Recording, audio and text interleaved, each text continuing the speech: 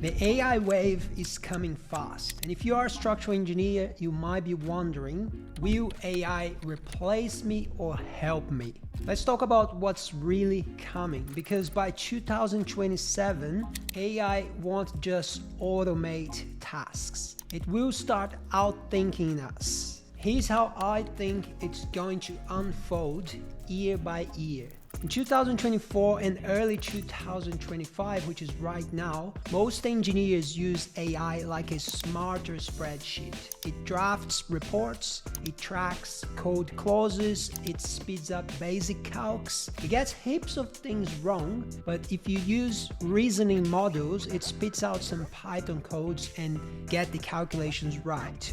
Everything's nice, but AI is still very much like an assistant. By the end of 2025, you upload your floor plans, AI suggests your beam and column layouts based on spans, loads, and even clashes in detailing. It's not designing for you, but it's a damn good design checker. 2026, now it's thinking ahead. AI reviews your 3D models, flags missing bracings, like any problems that you might have in your lateral stability system, and it predicts RFIs before builder sends them. And if you're new here, RFI stands for Request for Information. It's how builders ask for clarification on documents or drawings or any specifications. One big issue I see coming is that some junior engineers might start skipping foundational work altogether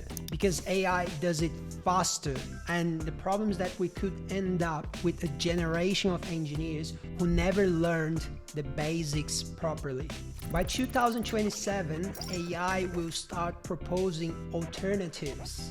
It's going to say, here is a structural system that is cheaper and easier to build.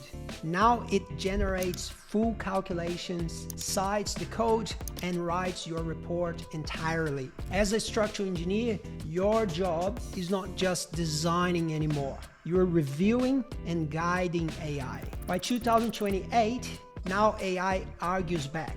It challenges your assumptions. Yeah, that's what you heard in 2028. You are going to be in a design debate with your own software. Hey, real quick, if you are a structural engineer in Australia or studying engineering, I've put together a free webinar that shows you how I map out and detail connections like timber to steel, steel to concrete, and much more. It's based on an actual timber-framed residential project here in Australia, and it's packed with tips, examples, and practical advice. It's free.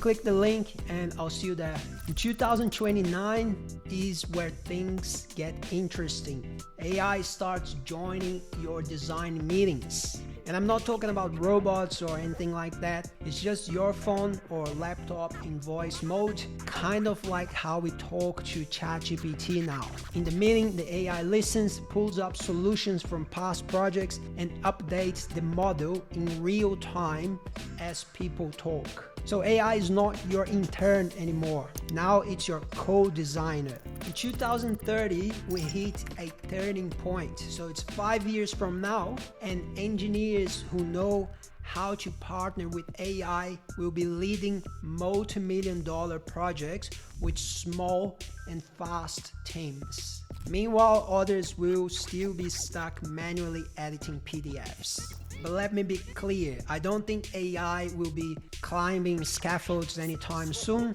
or maybe we won't even need scaffolds anymore because everything is going to be prefab or 3D printed. Also, AI won't negotiate with clients, and it sure won't feel the vibe of a cracked slab under your boot. It won't catch that feeling when something doesn't feel right. I think engineering instincts still matter, so does human trust. We are incredible machines ourselves. We're creatures of God or the universe or whatever that means to you. And I think this is just another chapters in humanity's story.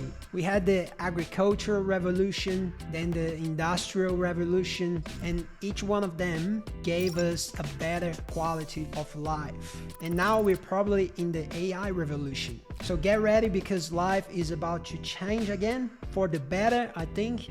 And trust me, you will be more ready than you think. Let me know your AI predictions in the comments below. And again, I'll see you in the webinar. Don't forget to sign up. The link is in the description of the video, and catch you later.